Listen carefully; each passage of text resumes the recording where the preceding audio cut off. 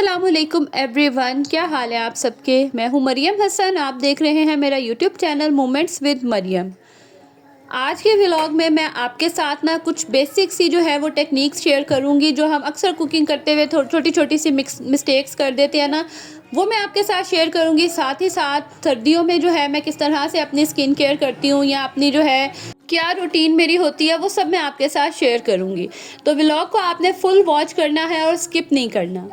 खैर, यहाँ पे अभी सुबह का टाइम था और मैं आ गई किचन में एज़ यूजुअल नाश्ता बनाने के लिए। और सबसे पहले जो नाश्ता बनाने से पहले मेरा काम होता है ना, मैं ये दूध के ऊपर से ना बलाई उतार लेती हूँ। फिर जब वो एक दफ़ा टूट जाती है ना, फिर बड़ा मसला होता है, फिर निकलती नहीं है और बच्चे पीते नहीं हैं। अच्छा, यहाँ आप देख रहे होंगे कि दो दो पतीलियों में दूध क्यों है। ऐसा है कि एक ना सुबह के टाइम मैं मंगवाती हूँ क्योंकि मुस्तफ़ा ने पीना होता है, तो अक्सर कभी तो वो पी लेता है, यूज़ हो जाता है, और कभी ऐसा होता है कि एज इट इज़ ही पड़ा रहता है, इतना इस्तेमाल ही नहीं होता।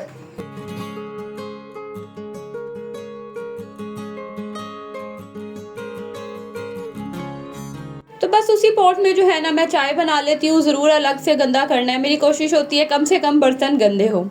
यहाँ पे ना कल मैंने दाल बनाई थी और काफ़ी ज़्यादा बच गई थी, आप देख ही सकते हैं। तो मैंने कहा इसको ना दोबारा से मैं किसी बाउल वगैरह में शिफ्ट करूँ, और सुबह फिर मुझे गर्म करनी होती है। मैं चूल्हे पे ही गर्म करती हूँ, ओवन का ना मैं यूज़ बहुत कम करती हूँ।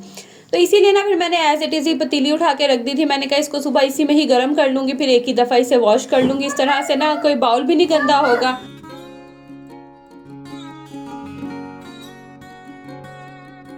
अच्छा, लास्ट 2 डेज़ ऐसा हुआ कि हमारी ना लाइट चली गई। वीक में एक दिन ऐसा होता है कि लंबी लाइट जाती है। पता नहीं आपके एरियाज़ में ऐसा होता है कि नहीं, लेकिन हमारे ये है कि सुबह 9 बजे जाती है, कभी 2 बजे, और कभी तो ऐसा होता है कि 4 बजे आती है।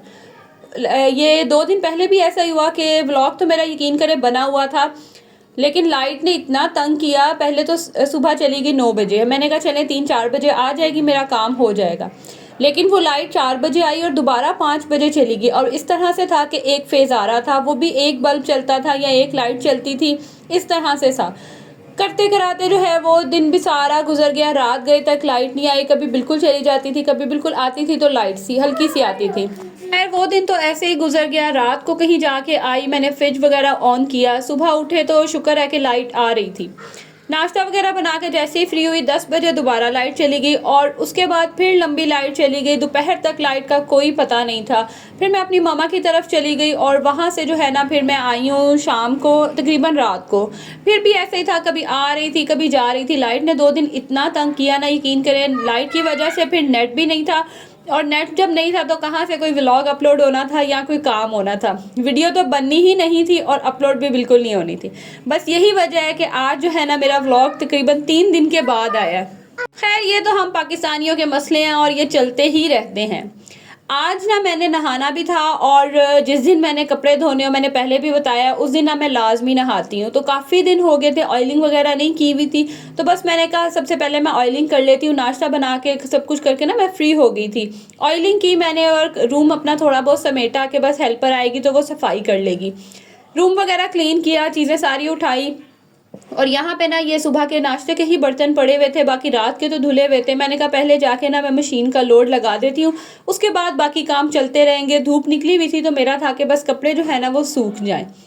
मुस्तफ़ा को ना मैं कपड़े धोती हूँ ना तो मामा की तरफ भेज देती हूँ, और यहाँ पे ना मैंने उसका कह लें लंच बॉक्स पैक कर दिया था, क्योंकि नाश्ता नहीं उसने इतना अच्छा किया हुआ था। तो मुझे था कि चलो ये एग्स वगैरह तो खा ही लेगा, और अगर उसका मूड हुआ ना तो फीडर पी लेगा। थोड़ी देर ये है कि वहाँ रह लेगा, नहीं तो 1 घंटा भी बड़ी मुश्किल से गुजारता है, और इसको होता है कि बस मुझे वापस छोड़ा, मैंने वापस जाना है। यहाँ पे मैं बस कपड़े वगैरह जो नीचे पड़े हुए थे उन सबको मैंने समेटा, और मैं आ गई छत पे। कपड़ों के आप लोड चेक करें, माशाल्लाह हम 6 जाने बन जाते हैं, तो कपड़ों का भी ना अच्छा खासा जो है वो पाइल इकट्ठा हो जाता है। स्पेशली मुस्तफ़ा के तो बहुत ज़्यादा हो जाते हैं, क्योंकि वो कभी कभी ऐसा होता है दिन में 3-3 दफ़ा चेंज कर लेता है, और कभी ऐसा होता है कि पूरा दिन उसका एक ही ड्रेस चल जाता है।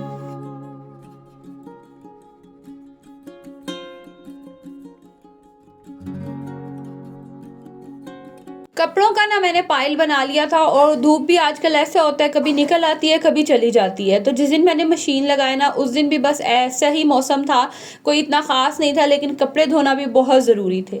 कपड़ों का लोड मैंने लगाया, मैं आ गई नीचे, और टाइम था तो बस जो बर्तन थे ना मैंने कहा लगे हाथ ये भी साथ साथ धो लेती हूँ, फिर इस तरह होगा कि नीचे का काम भी हो जाएगा और ऊपर भी जो है ना मेरा काम हो जाएगा।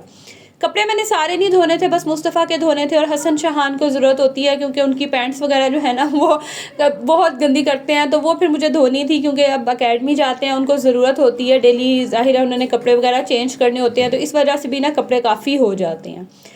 इस टाइम तक जब तक मैं फ्री हुई, बच्चों को भी भूख लग रही थी, तो बस मैंने कहा जल्दी जल्दी से ना इनको फ्राइज़ बना के दे देती हूँ, और फिर अकेडमी का भी टाइम हो रहा था। और फ्राइज़ ऐसी चीज़ है कि बच्चे बहुत शौक से खा लेते हैं, स्पेशली मुस्तफ़ा तो बहुत ही शौक से खाता है, और मुझे फिर होता है कि चले उसका जो है ना पेट भर जाता है।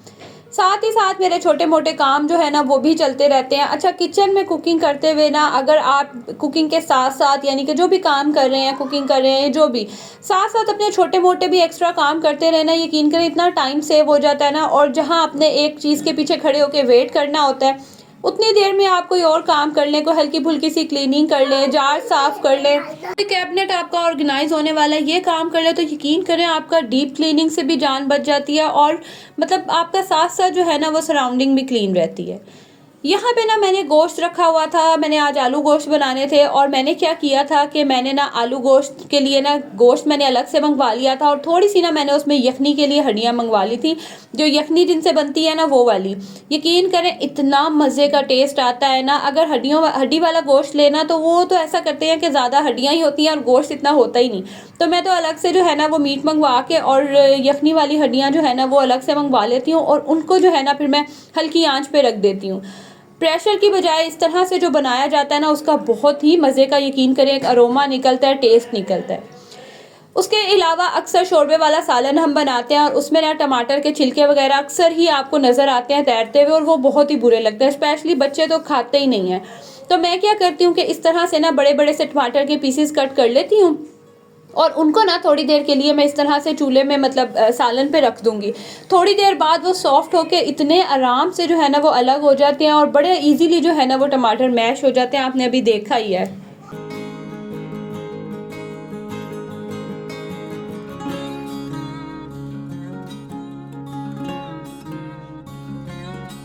यहाँ पे मैं बच्चों को फ्राइज़ दी थी, और उन्होंने अपनी तो खा ली थी, और छोटे भाई को किस तरह से वो तंग कर रहे हैं, उनके तमाशे आप देखें। मैंने तो ये क्लिप बाद में देखकर मुझे बहुत हंसी आई।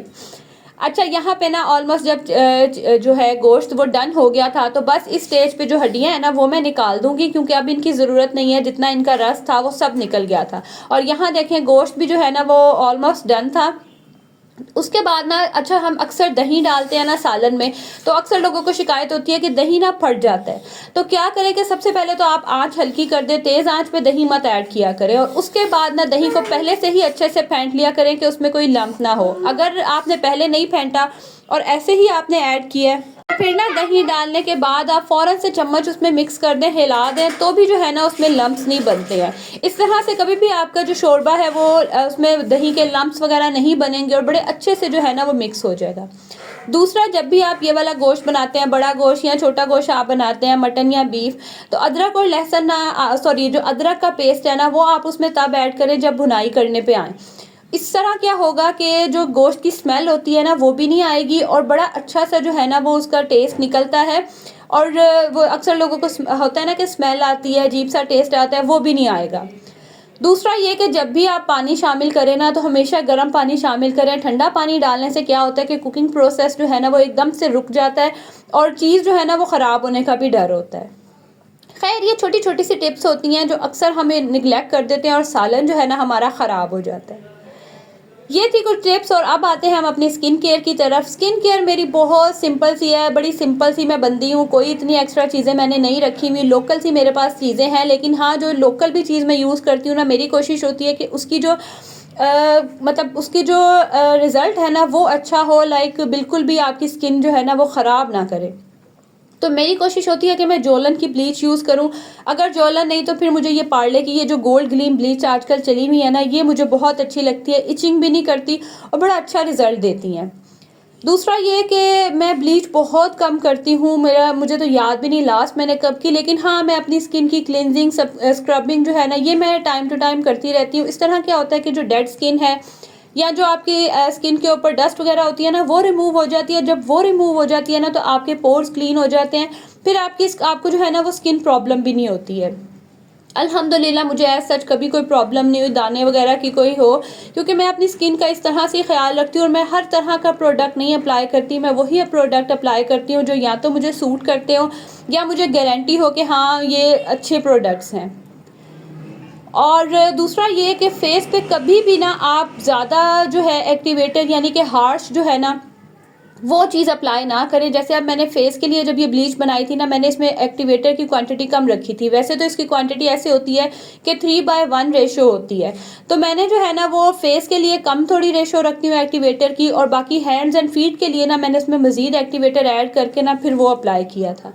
दूसरा, ब्लीच में अगर आप थोड़ा सा भी टेल्कम पाउडर ऐड कर लें और पानी ऐड कर लेना, तो टेल्कम पाउडर से ये होता है कि इचिंग नहीं होती।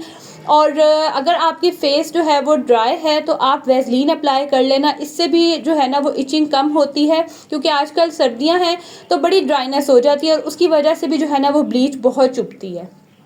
ये थी छोटी छोटी सी टिप्स जो मैं अप्लाई करती हूँ, आपके साथ भी मैंने शेयर की। और दूसरी तरफ सालन भी बन के रेडी हो गया था, और अब ये रात का टाइम है, बस जो कपड़े वगैरह मैंने धोए थे वो ड्राई हो गए थे। इनको अब मैं समेट के रख लूँगी, क्योंकि जब मुझे ना इस तरह से बिखरे हुए कपड़े इधर उधर पड़े हुए बहुत ही बुरे लगते हैं। ये था मेरा आज का व्लॉग। आज का व्लॉग भी अच्छा लगा होगा तो आपने इसे लाइक ज़रूर करना है। चैनल पे न्यू है तो सब्सक्राइब कर दें। अब मिलूंगी अगली वीडियो में। अल्लाह हाफिज़।